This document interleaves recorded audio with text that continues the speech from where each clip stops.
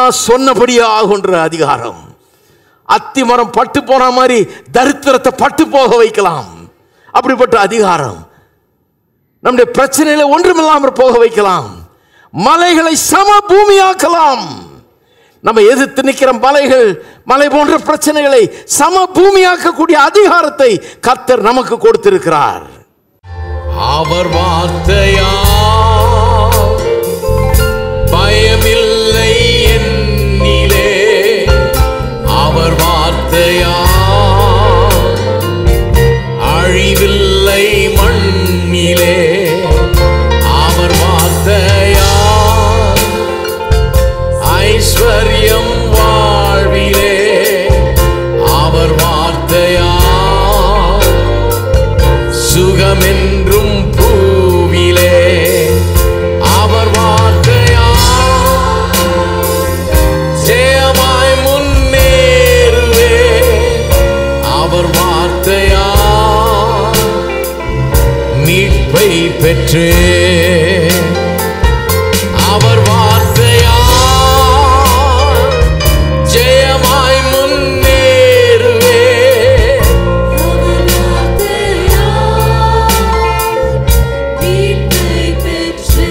இன்னொரு முறை பாடுவோம். அவர் வார்த்தையா பயமில்லை என்னிலே, அவர் வார்த்தையா அழிவில்லை மண்ணிலே, அவர் வார்த்தையா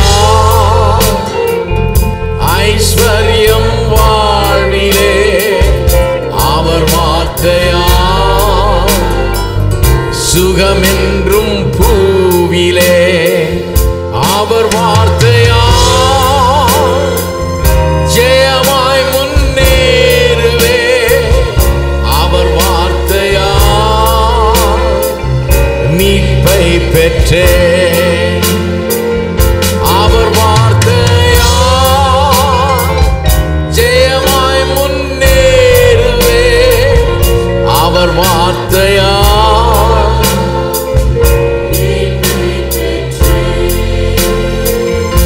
அவர் வார்த்தையா ஜெயமாய் முன்னேறுவே, அவர் வார்த்தையா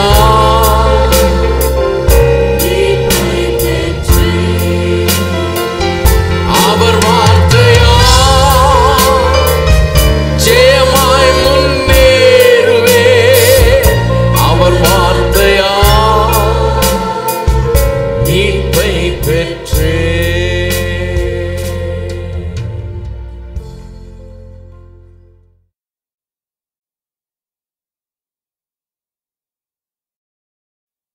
கர்த்தர் 3ஆம் அதிகாரம் 15ஆம் வசனத்தில் இரட்சகரை பற்றிய முதல் வாக்குத்தத்தம் கொடுக்கப்படுகிறது. என்ன வாக்குத்தத்தம்? உனக்கும் ஸ்திரீக்கும் உன் வித்துக்கும் அவள் வித்துக்கும் பகை உண்டாக்குவேன், அவர் உன் தலையை நசுக்குவார், நீ அவர் குதிங்காலை நசுக்குவா என்றார்.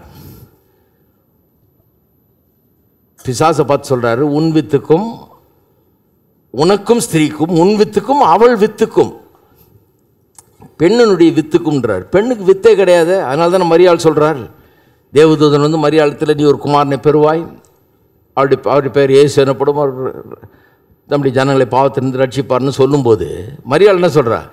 எப்படி அது ஆகும்? நான் ஒரு புருஷனை அறியேனே, எனக்கு வித்து இல்லையே. கற்பப்பை இருக்குது, சுமக்க முடியும் பிள்ளைய, ஆனால் வித்தை கொடுக்குறவன் புருஷன் தானே, ஒரு ஆண் தானே வித்தை கொடுக்கணும், வித்து இல்லையேன்றாவ. அப்போ தான் தேவதூதன் சொல்கிறான், இல்லை இல்லை, தேவ ஆவியானவர் உன் மீது நிழலிடுவார், அதன் மூலமாக நீ கற்பம் தரித்து ஒரு குமாரனை பெறுவார். அவள் சொல்கிறா உடனே, உம்முடைய வார்த்தையின்படியே எனக்கு அப்படியே எடுத்துக்கிறா பாருங்க. அவள் சொல்கிற வார்த்தை அப்படியே எடுத்துக்கிட்டு நேராக எலிசபெத்துன்னு ஒரு கசின் அவளுக்கு. யார் இது? சகரியாவுடைய மனைவி. இதே தேவதூதன் அங்கேயும் போனான். அங்கேயும் போய் அந்த ஆள்கிட்ட சொன்னால் அவர் என்ன சொன்னார்? எனக்கு ஒரு அடையாளம் வேணும்னாரு. நல்ல அடையாளமாக கொடுத்துட்டு வந்தார். ஏன்னா இந்த மாதிரி வாயை வச்சுக்கிட்டு எந்த அற்புதமும் நடக்காது. வாயை மூடி இனிமேல் வாயை நீ திறக்காத, பிறக்கிற வரைக்கும் இந்த காரியெல்லாம் நிறைவேற வரைக்கும் உன் வாய் திறக்கக்கூடாதுன்னு வாயை மூடி கொடுத்துட்டு இப்போ தான் வந்திருக்காரு. இதே தேவதூதன் இங்கே வர்றாரு. இங்கே அதே மாதிரி ஒரு காரியத்தை சொல்கிறாரு. அதை விட இன்னும் கஷ்டமான ஒரு காரியம். அங்கேயாவது புருஷன் முன்னாடி 2 பேர் இருக்கிறாங்க, கொஞ்சம் வயசாகிடுச்சு, அதுதான் பிரச்சனை. இங்கே வந்து புருஷனே இல்லை, இன்னும் கல்யாணமே ஆகலை, உனக்கு ஒரு குழந்தை பிறக்குன்றார். இந்த பெண் நம்புறா, அப்படியே எடுத்துக்கிறா வார்த்தையை. உங்களுடைய வார்த்தையின்படியே எனக்கு ஆக கடவுதுன்னு சொல்லிட்டு நேராக எலிசபெத் வீட்டுக்கு போகிறா. யார்? அந்த ஜகரியா. அவர் ஓரமாக உட்காந்துட்டு இருக்கிறார், வாய் பேச முடியாமல். 2 பெண்கள் ஓஹோன்னு பேசிக்கிறாங்க.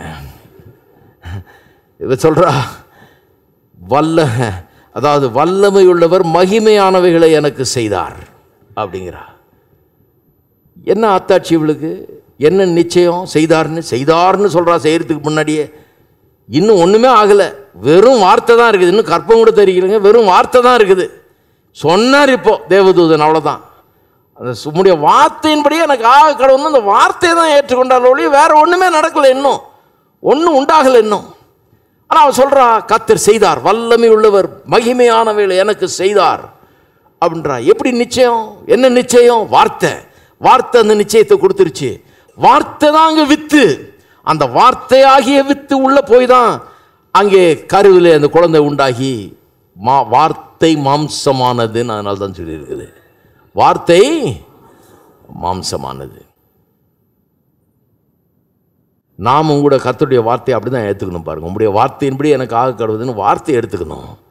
அந்த வார்த்தை தான் மாம்சமாகும். ஒரு வார்த்தை, கர்த்தருடைய வாக்கு தத்தங்களை நாம் ஏற்றுக்கொண்டு நம்முடைய ஆவியிலே அதை கற்பந்தரித்து அதை வாயினால நாம் அறிக்கை செய்து இப்படி பண்ணும்போது நம்முடைய வாழ்க்கையில் அது அப்படியே உண்டாகும். அப்படிதான் இயேசு பிறக்கிறார் இந்த பூமியில். அதை குறித்த வாக்கு தத்துவம் தான் ஆதியாகமம் 3:15 முதல் வாக்கு தத்தம். பெண்ணின் வித்து, ஸ்திரீயின் வித்துன்னு சொல்லப்பட்டிருக்கிறது. இயேசுவை ஸ்திரீயின் வித்து என்று சொல்லப்பட்டிருக்கிறது. சரி, மனுஷன் பாவத்தில் விழுந்தாச்சு, பிசாசு அனுமதிச்சாச்சு உள்ள. பிசாசு இப்போ அவனுக்கு ஆண்டவன் ஆயிட்டான். உலகத்தின் அதிபதியாக மனுஷனை ஏற்படுத்தினார் கர்த்தர். இப்போ பவுலப்போஸ்தலன் சொல்கிறார் 2 கொரிந்தியர் 4:4 பிசாசு வந்து உலகத்தின் அதிபதியாக இருக்கிறான். எப்படி அவன் உலகத்தின் அதிபதி ஆனான்? இப்போது தேவன் யாரை உலகத்தின் அதிபதியாக நியமித்தாரோ அவன் வந்து தன்னுடைய அதிகாரத்தை அவனிடத்தில் தாரவாத்து விட்டான். அப்படி தான் பிசாசு இப்போ உலகத்தின் அதிபதியாக மாறி இருக்கிறான். உலகத்துக்கே அதிபதியாக இருந்தவன் இப்போ அடிமையாயிட்டான். அதான் இதுதான் கதை. அப்புறம் அதன் பிறகு தேவன் உடன்படிக்கை பண்ணுறார். அந்த உடன்படிக்கை நோவா இவங்களோடலாம் உடன்படிக்கை பண்ணுறாரு பாருங்க. பண்ணிட்டு கடைசியில் ஆபிரகாம் என்கிற ஒரு மனிதனை பிடிக்கிறார். சரியான ஆள், கரெக்டான ஆள். அவனை பிடிச்சி அவனோட ஒரு ரத்த உடன்படிக்கை பண்ணுறாரு. இந்த உடன்படிக்கையில் என்னன்னா, உடன்படிக்கை பண்ணி அவனுக்கு பிள்ளை இல்லை, 100 வயசில், மனைவிக்கு 90 வயசு, இவனுக்கு 100 வயசு, 2 பேருக்கும் ஒரு பிள்ளையை தர்றாரு. அந்த வயசில் அற்புதமாக பிள்ளை பிறகுது, ரொம்ப சந்தோஷம். ஆனால் திடீர்னு என்ன பண்ணிட்டாரு, அந்த பிள்ளையை கொண்டு போய் பலியிடுன்ட்டார். நிறைய பேருக்கு இது ஒரு பெரிய கேள்வி, என்னங்க இது ஆண்டவர் பிள்ளையை பலியிட சொல்கிறார், இதை வச்சு என்ன பிரசங்கம் நடக்குதுன்றீங்க. சில இடத்துல சொல்கிறாங்க ஆண்டவர் அவன் பிள்ளையை எடுத்தாரா, அதே மாதிரி நம்ம பிள்ளையும் எடுத்துக்குவார்னு பிரசங்கம் பண்ண, அதெல்லாம் பிரசங்கம்லாம் கேட்டிருக்கிறேன் நான். ஆண்டவர் பிள்ளை எடுக்கிறவர்ன்ற மாதிரி. சிலர்லாம் கண்ணீர் விட்டு ஜெபம் பண்ணுறாங்க, ஆண்டவர் என் பிள்ளையை எடுத்துடாதீங்க. ஆண்டவர் நம்ம பிள்ளையை பிடிங்கிறவர் மாதிரி, கொடுப்பாரவரை பிடிங்குவார் அப்படிங்கிற மாதிரி சொல்லி விட்டுறாங்க பாருங்கள் இந்த கதையை வச்சு. ஆபிரகாமை போய் பலியிட சொல்கிறார். ஏகசுதன் குமாரனை கொண்டு போய் நீ பலியிடுன்றார். ஏன் அப்படி பலியிட சொன்னார்ன்றது வழங்குறதில்ல. ஏன்னு சொல்கிறேன் நான், ஆண்டவர் அவனை சோதிச்சாருன்னு என்ன ப்ரூவ் பண்ணுறாரு. என்னத்தை ப்ரூவ் பண்ணுறாரு? உடன்படிக்கையை. ஏன்னா அந்த உடன்படிக்கையில் என்ன விஷயம் இருக்குது, உடன்படிக்கையுடைய ஷரத்து என்ன, உடன்படிக்கையுடைய சாராம்சம் என்னென்னா, 2 பேர் உடன்படிக்கை பண்ணிக்கொள்ளும்போது ரத்த உடன்படிக்கை அந்த காலத்தில் என்னுடையதெல்லாம் உன்னுடையது, உன்னுடையதெல்லாம் என்னுடையதுன்னு 2 பேரும் ஒருத்தருக்கு ஒருத்தர் சொல்லிக்கிறாங்க. அது வெறும் சொல்லிக்கிறது இல்லை, உண்மையாகவும் அப்படி தான். என்னுடையது எல்லாம் உன்னுடையது, உனக்கு தேவையானா என்கிட்ட இருக்கிற எல்லாத்தையும் நீ எடுத்துக்கலாம், உனக்கு தேவையானா எனக்கு தேவையானா உன்னிடத்தில் இருக்கிறது எல்லாத்தையும் நான் எடுத்துக்குவேன். அப்போ ஆபிரகாமுக்கும் தேவனுக்கு இடையே இப்படி ஒரு உடன்படிக்கை. ஆபிரகாமுடையதெல்லாம் தேவனுக்கு சொந்தம், தேவனுடையதெல்லாம் ஆபிரகாமுக்கு சொந்தம். இதனுடைய அர்த்தம் என்ன?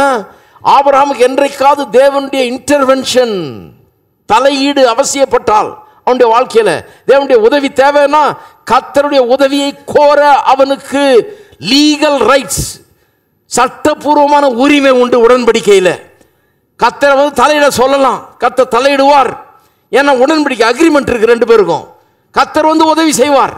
அதே மாதிரி தேவனுக்கு இந்த பூமியில் ஏதாவது ஆகணும்னா, அவர் இங்கே ஏதாவது செய்யணும்னா அவருக்கு ஒரு ஆள் வேணும். ஒரு ஆள் மூலமாக தான் செய்யணும். அதை செய்ய சொல்றதுக்கு, செய்ய வைக்கிறதுக்கு ஆபிரகாமுக்கு, தேவனுக்கு உரிமை இருக்குது. ஆபிரகாம் மூலமாக அதை செய்ய வைக்கிறதுக்கு அவனுடைய வாழ்க்கைக்குள்ள அவருக்கு அதிகாரம் இருக்குது. கவனிக்கிறீங்களா? இதுதான் உடன்படிக்கை. இப்போ ஆண்டவர் சோதிக்கிறார். என்ன சோதிக்கிறாரு? ஆபிரகாமை சோதித்தார்ன்னு இருக்குது. ப்ரூவ் பண்ண போறாரு. என்ன ப்ரூவ் பண்ணுறாரு? உடன்படிக்கை பண்ணிட்டோம். இப்போ ஒன்று ப்ரூவ் பண்ணோம். என்ன ப்ரூவ் பண்ணோம்? உன்னுடையதெல்லாம் என்னுடையதுன்னு சொல்லியிருக்கேன், என்னுடையதெல்லாம் உன்னுடையதுன்னு சொல்லியிருக்கேன். நீ உண்மையாகவே உன்னுடையதெல்லாம் என்னுடையதாக கொடுப்பியா? நீ பார்த்துடலாம். இப்போ ஒரு டெஸ்ட்டு. உன்னுடைய ஒரே பேரான குமாரனை கொண்டு போய் பலியிடு. அதுதான் டெஸ்ட்டு. ஏன்னா உடன்படிக்கை நிலைக்குமா நிலைக்காதா, இந்த உடன்படிக்கை செல்லுமா செல்லாதா, இதன் அடிப்படையில் தான் இருக்குது. நீ ஓம் பங்கு நீ செய்வியா செய்ய மாட்டியா? உன்னுடையதெல்லாம் என்னுடையதாச்சே, அப்போ கொடுப்பியா? நீ உன் குமாரனை கொடுப்பியா எனக்காக அப்படிங்கிறாரு. அவன் போகிறான், கிளம்பி போகிறான். பழியிலே பையன் கேட்குறான். ஆடு இருக்குது, இது விறகு இருக்குது, கத்தி இருக்குது, அது இருக்குது, இது இருக்குது, எல்லாம் இருக்குது. ஆடு எங்கன்றான் பலிக்கு. அது சொல்கிறான், கர்த்தர் பார்த்துக்கொள்வார். ஒரு டிரான்ஸ்லேஷன் சொல்லுது, God will provide for himself a lamb. தேவன் தமக்கு ஒரு ஆட்டை ஏற்படுத்தி வைப்பார். அவருக்கு பலி தேவைன்னா அவர் ஏற்படுத்தி நம்புறான் பாருங்க கர்த்தரை. ஏன்னா எல்லா வாக்கு தத்துவமும் இந்த ஈசாக்கின் வடிவில் தான் இருக்குது. ஈசாக்கின் மூலமாக தான் நிறைவேறணும் எல்லா வாக்கு தத்துவமும். இவன் மூலமாக தான் அவன் சந்ததி வழங்குன்னு சொல்லியிருக்காரு. அப்புறம் எப்படி இவனை சாவடிப்பார் கர்த்தர்? சாவடிக்க மாட்டார்னு ஒரு நிச்சயம் அவனுக்கு. கர்த்தர் ஒரு ஆட்டை ஏற்படுத்தி கொள்வார், அவருக்கு ஏற்படுத்தி கொள்வார். என்ன சொல்லியிருக்காரு கொல்ல சொல்லி, அதனால கொல்ல புரண்டு போகிறான் பாருங்க. போய் கத்தியை உயர்த்துறான், நிறுத்திட்டார் தடுத்து. இது ரொம்ப முக்கியமாக சொல்லணும். எல்லாம் பிரசங்கம் பண்ணுறதை பார்த்தா அவன் கொண்டுட்டான்ற மாதிரி பிரசங்கம் பண்ணுறாங்க. கர்த்தர் எடுத்துக்கிட்டார் அவனை. நீ கொடுப்பியா அவனுடைய குமாரனை, சகோதரனே சகோதரியே? இப்படி போய்டும் பிரசங்கம். அப்புறம் இதை கேட்கும்போதே நமக்கு கலகலன்னு ஆடும். ஐயோ, அதை பற்றியதே இல்லை. இது கத்தியை உயர்த்தினா தடுத்து நிறுத்திட்டார் ஆண்டவர். தடுத்து நிறுத்திட்டு, ஏன் தடுத்து நிறுத்தினாரு? அவன் கத்தியை தூக்கி கொல்ல போகிறான்னு தெரியும் ஆண்டவருக்கு. அவன் மனசு புரிஞ்சிருச்சு ஆண்டவருக்கு. கொண்டுட்டுருப்பான், அந்த மனசு புரிஞ்சிருச்சு. ஏன்னா அவனுக்கு நிச்சயம், கொன்னாலும் கத்தை திரும்ப எழுப்புவார். ஈசாக்கு எழுப்பி என்கிட்ட தருவார்னு நிச்சயம் பண்ணிட்டான். அவன் நிச்சயம் பண்ணிட்டு கொல்றதுக்கு ஆயத்தமாயிட்டான். கத்தருக்கு வேண்டிய மனசு புரிஞ்சிருச்சு. அப்போ கத்தியை ஓங்கினதே கொன்னுட்டதா அக்கௌண்ட் பண்ணிட்டார் அவர். கணக்கில் எப்படி எழுதிட்டாரு? இந்த உடன்படிக்கை செல்லும், அவனுடைய இதெல்லாம் என்னுடையது நிரூபிச்சுட்டான். கொல்லலை, ஆனாலும் கொன்னுட்டு இருப்பான் இவன். இவனை விட்டா கொன்னுடுவான் இவன். அதனால கொன்னதாகவே நான் எழுதிடுறேன். அதனால தான் வேதவசனம் சொல்லுகிறது, ஆபிரகாம் தேவனை விசுவாசித்தான், அது அவனுக்கு நீதியாக எண்ணப்பட்டது. Abraham believed God and it was counted to him as righteousness. அப்படின்னா அவனுடைய அக்கௌண்ட்ல அதை கிரெடிட் பண்ணிட்டார் கர்த்தர். ஆமா, இவன் கரெக்டாக கீழ்ப்படிஞ்சிட்டான், இந்த உடன்படிக்கை செல்லுன்னு கிரெடிட் பண்ணிட்டாராம். அது அவனுக்கு நீதியாக எண்ணப்பட்டது அப்படின்னு சொல்லிட்டு ஆண்டவர் சொல்றார் அவன்கிட்ட. 22ஆம் அதிகாரத்தில் ஆதியாகமத்தில் வாஸ்து பார்த்தீங்கன்னா 16-17 வசனத்தை வாஸ்து பார்த்தீங்கன்னா, நீ உன் புத்திரன் என்றும் உன் ஏக சுதன் என்றும் பாராமல் அவனை ஒப்பு கொடுத்து இந்த காரியத்தை செய்தபடியால், அதாவது அவனை மரிக்க ஒப்பு கொடுத்தபடியால், நான் உன்னை ஆசீர்வதித்து உன் சந்ததியை வானத்து நட்சத்திரங்களைப் போலவும் கடற்கிற மனம் போலவும் பெருக பண்ணுவேன் என்றும், உன் சந்ததியார் தங்கள் சத்துருக்கள் வாசல்களை சுதந்திரித்துக் கொள்வார்கள் என்றும் அவனுக்கு சொல்லப்பட்டது. இது ரொம்ப கவனிக்கிறேன் அந்த கடைசி பகுதியை. உன் சத்துருக்கள் அல்ல, உன் சந்ததியார் அவர்கள் சத்துருக்களுடைய வாசல்களை சுதந்திரித்துக் கொள்வார்கள்ன்றது ஏதோ அன்னைக்கு அவர்களுக்கு இருந்த விரோதிகளை இவங்க மடங்கடிப்பாங்கன்ற அர்த்தம் இல்லை, அதுவும் அடங்கி இருக்குது அதில். ஆனால் அது ஒரு லிமிட்டட் மீனிங் தான். இதனுடைய லாங் டேர்ம் அர்த்தம் என்னன்னா, உண்மையான அர்த்தம் என்னன்னா, நீ இதை செய்தபடினால, உன் ஏக சுதன் உன்னுடைய சொந்த குமாரனை கொடுத்தபடினால என்ன ஆக போகுதுன்னா, மனு குலத்துக்கு எதிரியாக இருக்கிற அந்த சத்ரு இருக்கிறானே, அவனுடைய வாசலையே உன்னுடைய சந்ததியார் சுதந்திரித்துக் கொள்வார்கள். எந்த பிசாசு உன்னுடைய முப்பாட்டனாகி ஆதாமை தோற்கடிச்சு உனக்கு சேர வேண்டிய அந்த அதிகாரத்தை பறித்து கொண்டு உன்னை ஒன்றுமில்லாமல் ஆக்கினானோ, அந்த அந்த அதிகாரத்தை, அந்த வல்லமையை, அந்த துரைத்தனங்களை, அந்த சத்ருவின் சேனைகளை, சத்ருவையே நீ வென்று உன்னுடைய சந்ததி அந்த பிசாசின் மேல உள்ள வெற்றியை அனுபவிக்கும் வருங்காலங்களிலே அப்படின்னு சொல்றாரு. அதான் அதனுடைய அர்த்தம். நீ இப்படி செய்தபடினால் உன்னுடைய சந்ததி ஆதாமை ஏமாத்து அதிகாரத்தை பறித்து கொண்ட அந்த பிசாசன் மீது அதிகாரத்தை உடையவர்களாக இருப்பார்கள். வாசலை சுதந்திரிப்பார்கள். அந்த காலத்தில் ஒரு பட்டணம் இருக்கும், அதுக்கு வாசல் இருக்கும். வாசலை கேப்சர் பண்ணிட்டீங்கன்னா, வாசலை நீங்கள் பிடிச்சிட்டிங்கன்னா அப்புறம் பட்டணம் உங்களுடையது, அதில் உள்ள எல்லாமே உங்களுடையது. அவ்வளோதான். வாசல் தான் முக்கியம். அந்த வாசலை நீங்கள் நுழைஞ்சு வாசலை கேப்சர் பண்ணிட்டீங்கன்னா எல்லாம் உங்களுடையது. என்ன சொல்கிறாரு? வாசல்களை சுதந்திரித்துக் கொள்வார்கள். அப்படின்னா நீ சாத்தானுடைய டெரிட்டோரியை சுதந்திரித்துக் கொள்ளுவாய். நரகமும் பாதாளமும் பிசாசின் சகல வல்லமைகளும் உனக்கு கீழ்ப்படியக்கூடிய ஒரு நாள் வருகிறது. ஹலோ, உனக்கு கீழ்ப்படியக்கூடிய ஒரு நாள் வருது. பிசாசை எதிர்த்து நில்லுங்கள், அப்பொழுது அவன் ஓடி போவான்னு சொல்லக்கூடிய நாட்கள் வருது. என் நாமத்தினாலே பிசாசுகளை துரத்துவீர்கள் என்ற நாட்கள் வருகிறது. ஹலோ, இருக்கிறீங்களா? அதைத்தான் சொல்ல வர்றாரு. உன்னுடைய சந்ததியார் அவருடைய சத்துருக்களுடைய வாசல்களை சுதந்திரித்துக் கொள்வார்கள்.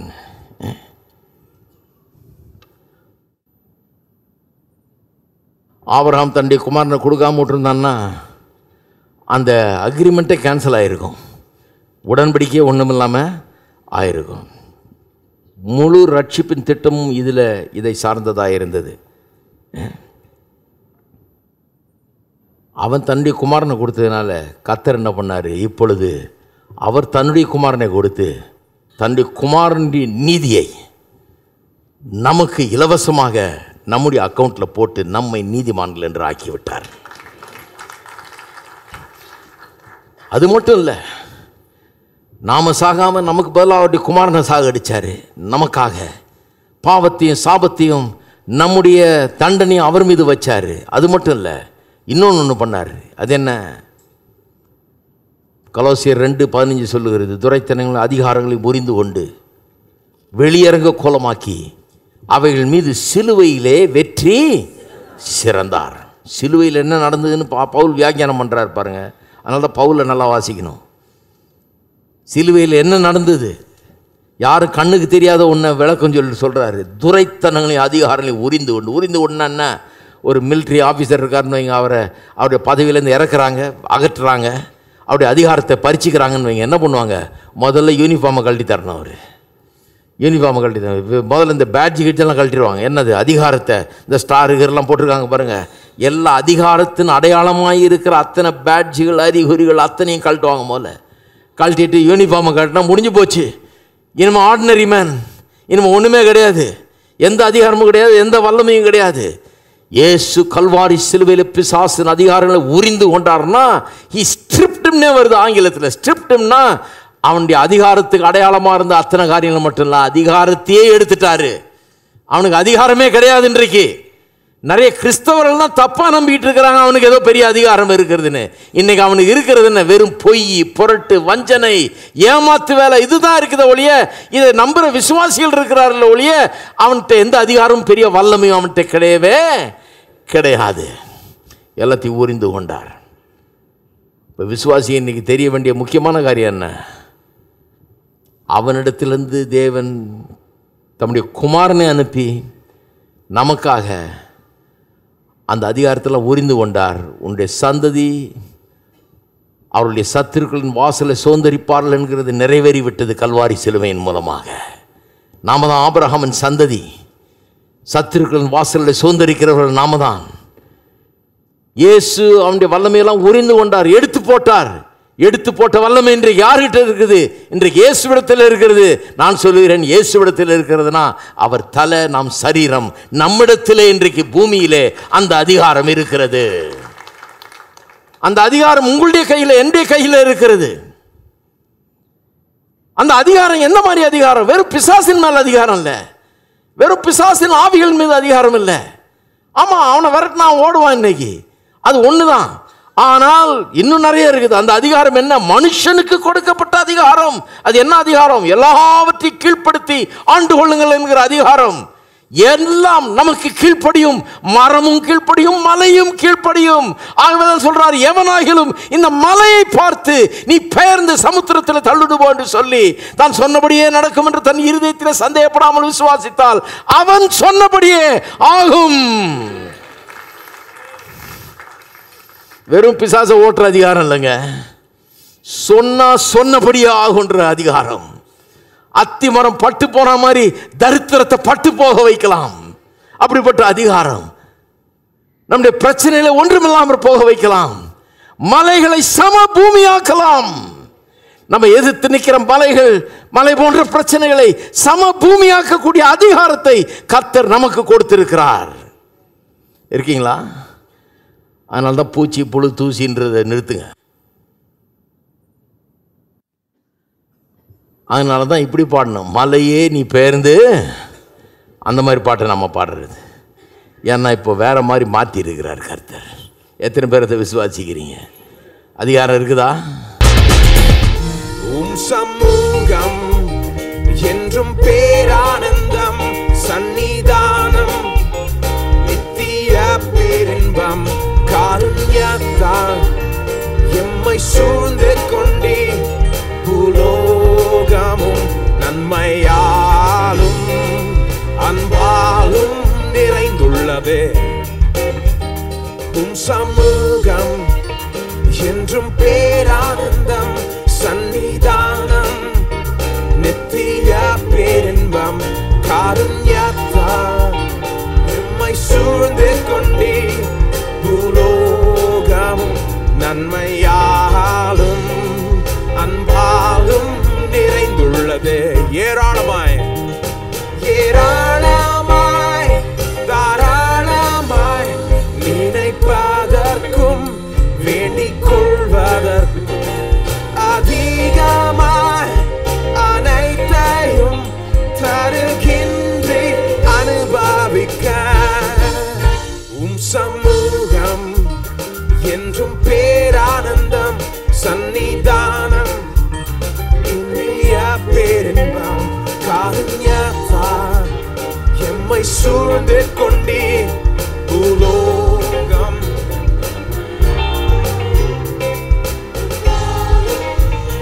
சமூகம்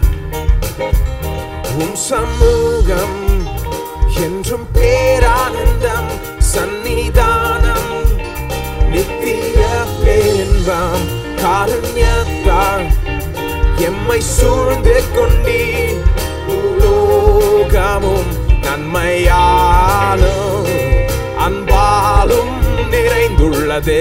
ஏராளமாய் ஏராளமாய் தாராளமாய் நினைப்பதற்கும் வேண்டிக் கொள்வதற்கும் அதிகமாய் அனைத்தையும் தருகின்றே அனுபவிக்க. சமூகம் என்றும் பேரானந்தம், சன்னிதானம் நித்திய பேரின்பம், காருண்யத்தால் எம்மை சூழ்ந்து கொண்டே, பூலோகமும் நன்மையாலும் அன்பாலும் நிறைந்துள்ளது. சமூகம் என்றும் பேரானந்தம், சன்னிதானம் நித்திய பேரின்பம், காருண்யத்தால் எம்மை சூழ்ந்து கொண்டே,